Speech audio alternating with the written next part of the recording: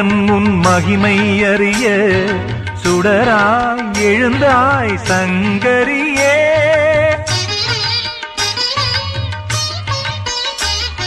மூளும் வினையாவும் ஓர் நொடியில் அழிய புயலாய் விளைந்தாய் பைரவியே.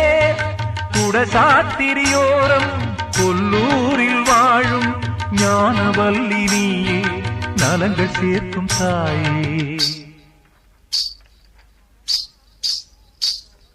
கடல் வானம் பூமி கைகூப்பி ஏத்தும் தேவதேவி நீயே, திசைகள் போற்றும் தாயே.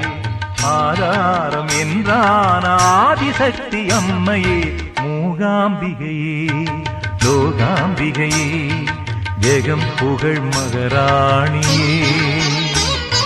மாதேஸ்வரியே யோகேஸ்வரியே.